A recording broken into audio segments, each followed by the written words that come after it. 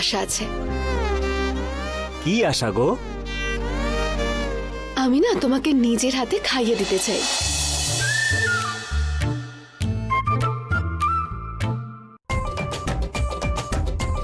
নিজের সাথে কথা বলা শেষ হলো? হ্যাঁ, কই কিছু না তো।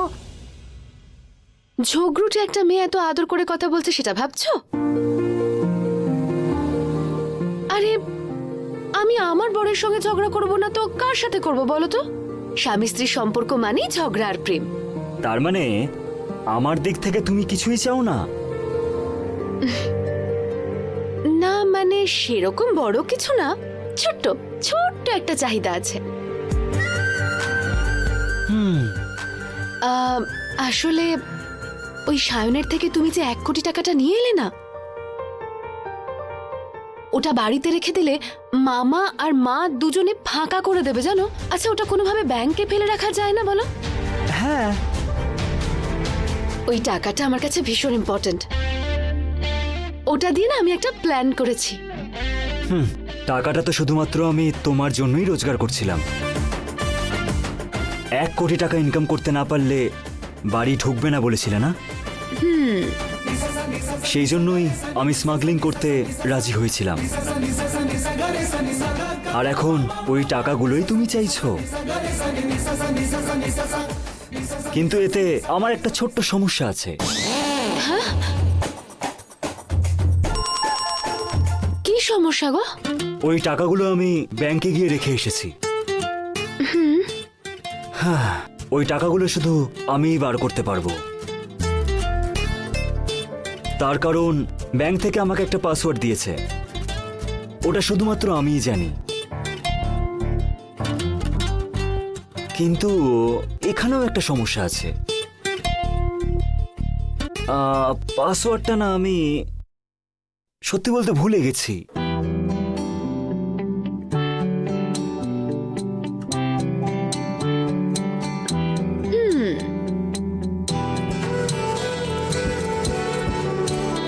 তুমি তোমার সোনা বর, মিষ্টি বর, দুষ্টু বর, পাসওয়ার্ডটা বলো।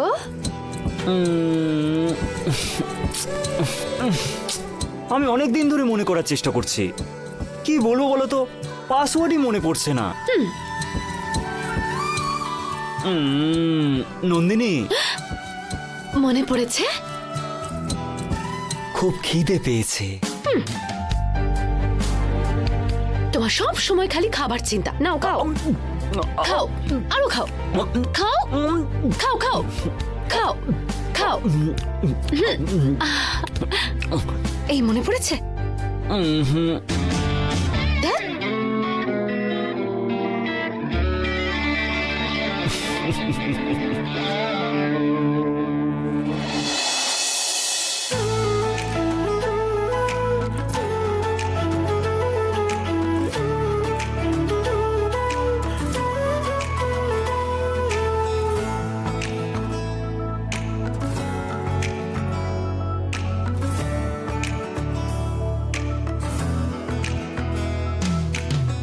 কি সোনা, কি খুঁজছো তুমি?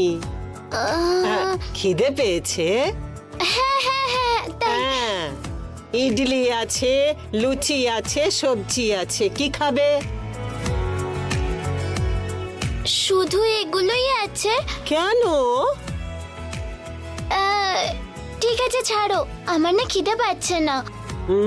ঠিক আছে ছাড়ো।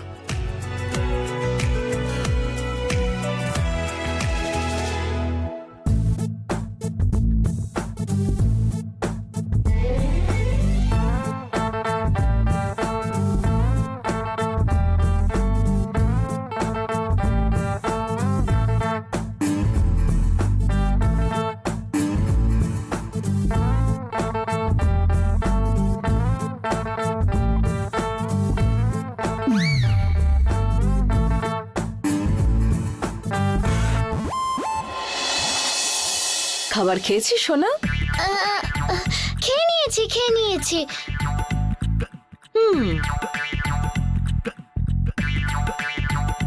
হাতে কি আছে দেখি? হাতে কই দেখো, কিছু নেই তো, কিছু নেই, কিছু নেই।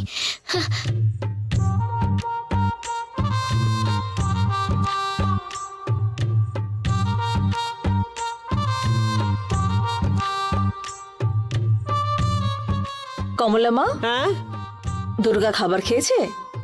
জিজ্ঞেস করলাম দিদি, বলল খিদে নেই। তোমাকে বলেছে ওর খিদে নেই, কিন্তু আমি যখন জিজ্ঞেস করলাম ও তো বললো খেয়ে নিয়েছে। হ্যাঁ, ইদানিং কিন্তু ও খাবারও খাচ্ছে না ঠিক করে, বেচারি। হ্যাঁ, বেচারি? কে ও?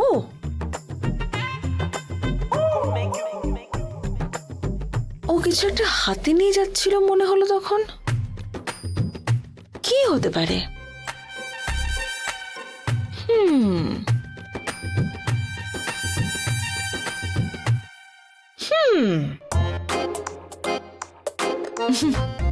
ও যে কতটা বেচারি তোমাদেরকে আমি সেটা দেখাচ্ছি। এসো। শ্, একদম চুপচাপ, আওয়াজ করবে না। হুম?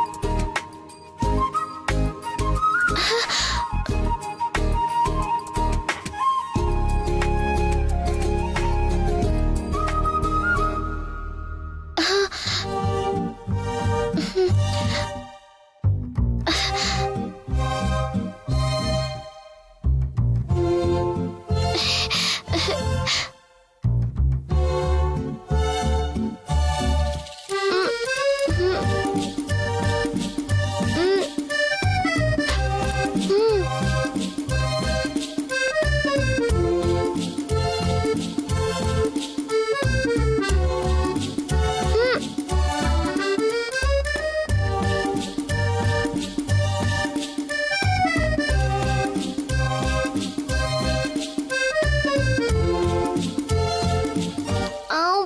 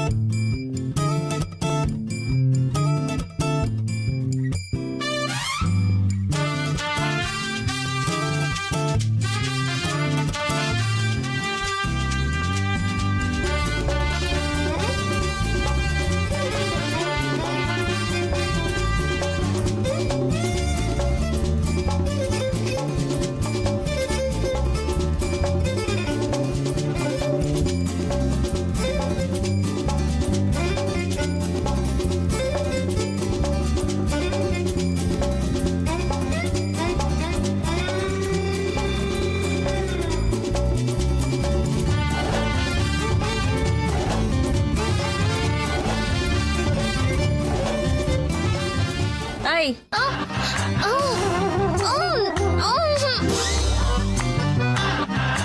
আয়, ওঠ তুই আগে।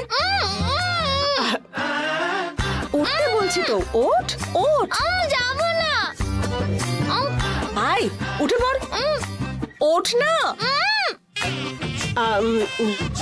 বলছি তো আমি যাবো না।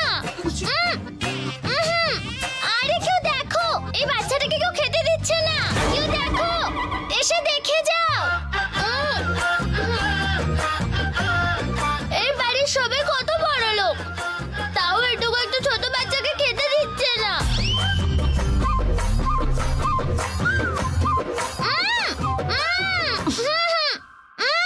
এবার ওঠ, অনেক হয়েছে তোর নাটক। ওঠ না। ওঠ বলছি। দিদি, ও এখন ওটা খেতে চাইছে, খেতে দাও। কমলা মা, তুমি চুপ করে থাকো। তোমাদের জন্যই আজও এরকম হয়েছে, তোমাদেরই লাই পেয়ে পেয়ে।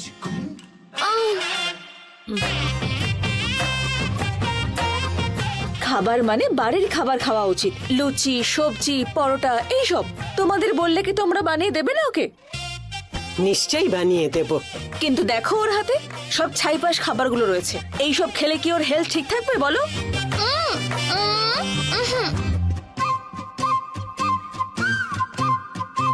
মা, আমি যদি তুমি এখন কথা শুনি, গায়ে 50 গ্রামও মাংস জমে না। দেখো আমার গালগুলো কি সুন্দর আপেলের মতো।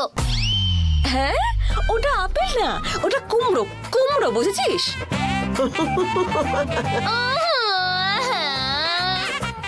ওঠ তুই আগে উঠ।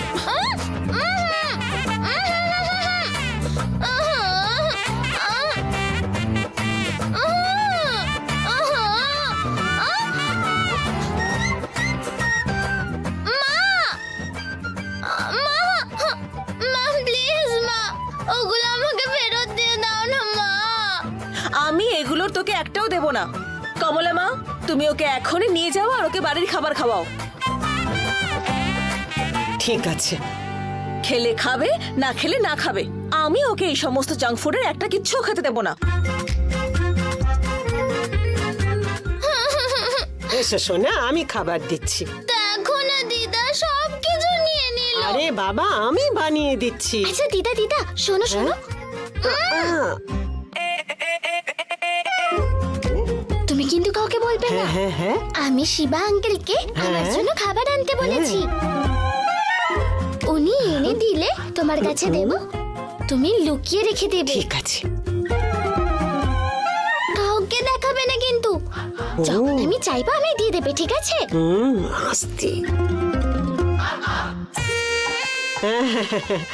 ঠিক আছে ঠিক আছে ঠিক আছে। কি ব্যাপার, নাতনি আর দিদার মধ্যে ফিসফিস করে কি কথা হচ্ছে? হ্যাঁ, লুকিয়ে লুকিয়ে যদি অন্য কিছু খাবার ব্যবস্থা চলে, দুজনেরই ব্যবস্থা করব আমি। আগে ওকে নিয়ে যাও আর খাবার খাওয়াও এখনই। এসো সোনা, খাবার দিচ্ছি। এক মিনিট, আমি ওখানে যাচ্ছি বলে তুমি কিন্তু সবকিছু খেয়ে নেবে না। পিচ্ছি দেবো কিন্তু আমি তোকে।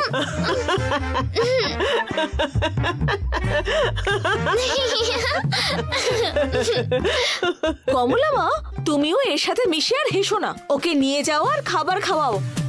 ঠিক আছে দিদি।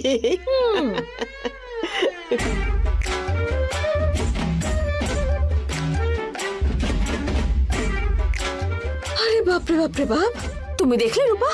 দেখতে একটুখানি, কিন্তু ওর বড় বড় কথাগুলো শোনো। এইসব ফ্রাই কুরকুরে চিপস খেয়ে খেয়ে বুদ্ধি শুদ্ধি একেবারে লোপ পেয়েছে। তুমি কি কম দিদি? তুমিও তো ছোটবেলায় এরকমই করতে না? রূপা,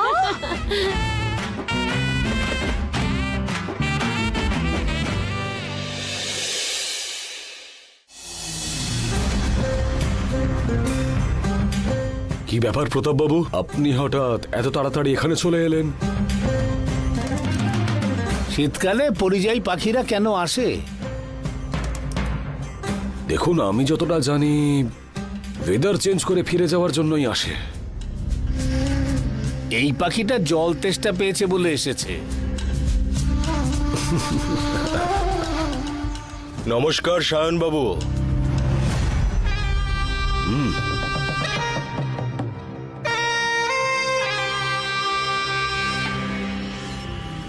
কি ব্যাপার ইন্সপেক্টর, আপনার চরণ হঠাৎ এই বাড়িতে পড়লো আজকে? আদির ব্যাপারে জিজ্ঞাসাবাদ করার ছিল। ওর ব্যাপারে জিজ্ঞেস করার জন্য আমি ওনার বাড়িতে গিয়েছিলাম। ওখান থেকে জানতে পারলাম ইনি এখানে আছেন, তাই আমি এখানে চলে এলাম।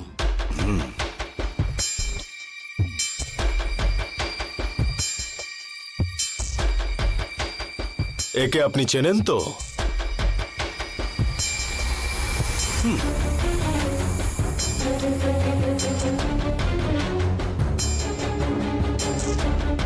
আরে, এ তো আমার বোনের ছেলে আদি। এ কিন্তু আপনার বোনের ছেলে না, হ্যাঁ? ক্রিমিনালও 420। হ্যাঁ?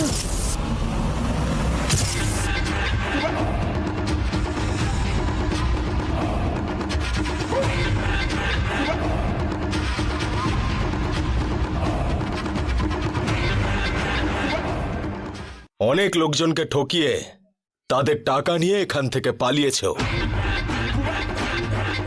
চিট ফান্ডের টাকা নিয়ে এই শহর থেকেই ও পালিয়ে গিয়েছে। পুলিশ যখন ওকে অ্যারেস্ট করতে যায় তখন পাগল হওয়ার নাটক করছে, আর সেটাই বিশ্বাস করে কোর্ট ওকে ইনোসেন্ট বলে পাগলা গারদে পাঠিয়ে দিয়েছে।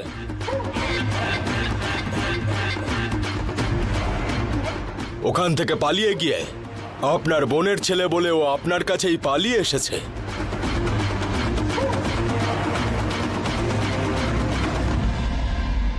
তাই ওকে অ্যারেস্ট করতে এলাম আমরা। এই ব্যাপারে আপনারা কিছু জানেন কিনা সেটাই জানতে এলাম।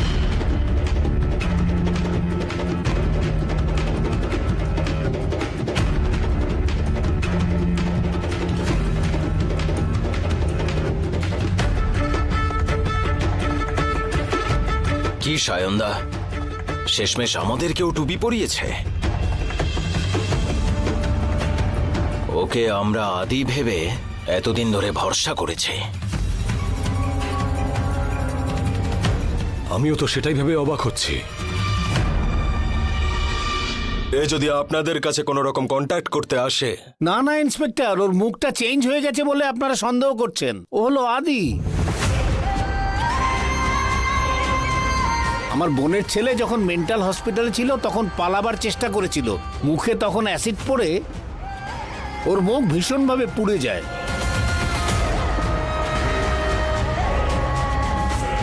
তখন প্লাস্টিক সার্জারি করিয়ে ওর মুখটা চেঞ্জ করিয়ে এসেছে। আপনার বোনের ছেলে ওখান থেকে পালানোর চেষ্টা করেছিল সেটা আমরা জানি। ওর গায়ে অ্যাসিড পড়েছিল সেটাও জানি। ওর যে প্লাস্টিক সার্জারি হয়েছে সেটাও সত্যি কথা। হ্যাঁ, কিন্তু ও ওখান থেকে পালিয়ে গিয়ে অন্য কোথাও লুকিয়েছে।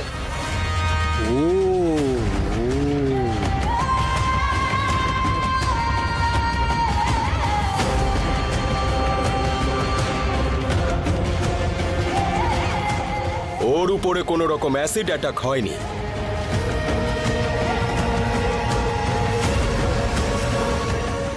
ওর পুরনো ফটো এখনো আমার কাছে আছে।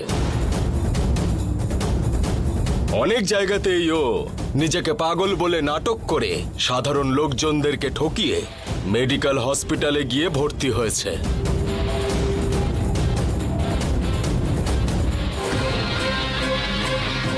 ওখানে কোনোভাবে আদির সাথে পরিচয় হয়। আদি সেই সময় নিজের সব গল্প ওকে বলেও। সেই সব কথা জেনে নেওয়ার পর ও নিজেকে আদি পরিচয় দিয়ে এখানে এসে আপনাদেরকে ঠকিয়ে এতদিন আপনাদের কাছে ছিল।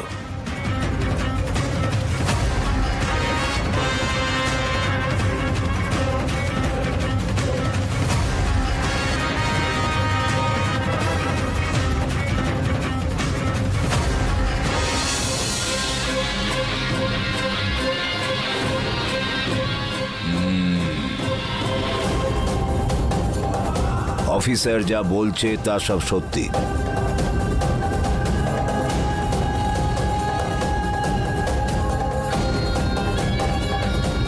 এতদিন ধরে তোমাদের বাড়িতে যে ছিল সে আসলে আদি না।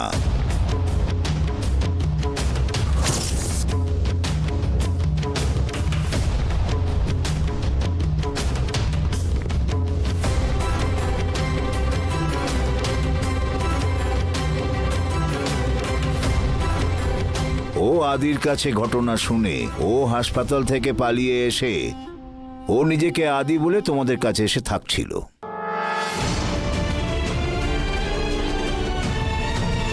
আরে আরে আরে, আপনার কথা শুনে তো আমার মাথাটা ঘুরে যাচ্ছে। ওকে আমাদের আদি মনে করে আমরাও তো সবাই ঠকে গেলাম। এই আদি এখন কোথায় আছে সেটা কি আপনি জানেন গুরুদেব? আমি কি করে জানবো অফিসার? খোঁজ করা তো আপনাদের পুলিশেরই কাজ। ওকে তাড়াতাড়ি অ্যারেস্ট করতে হবে, না হলে ও অন্য কাউকে ঠকাবে আবার।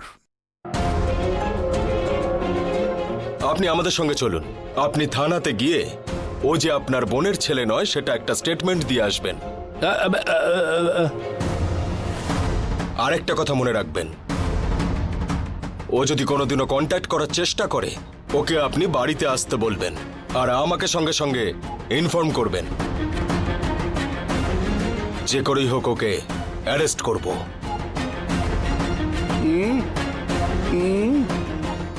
জান প্রতাপ বাবু, কিচ্ছু হবে না, আমি আছি তো। আপনাকে শুধু থানায় গিয়ে একটা ছোট্ট স্টেটমেন্ট দিতে হবে, তারপর আপনি আপনার মতো বাড়ি চলে যাবেন। আর যদি কোনো প্রবলেম হয় আমাকে ওখান থেকে ফোন করবেন। ইন্সপেক্টর, নিয়ে যান এনাকে। আসুন। ঠিক আছে সায়নবাবু, হ্যাঁ আমি চললাম গুরুদেব।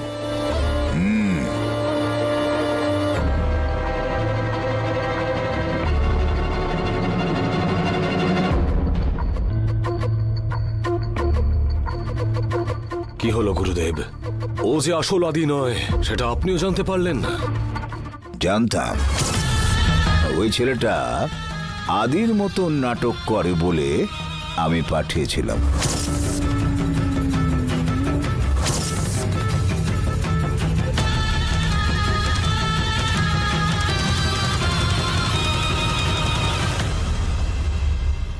আপনি কি বলছেন গুরুদেব?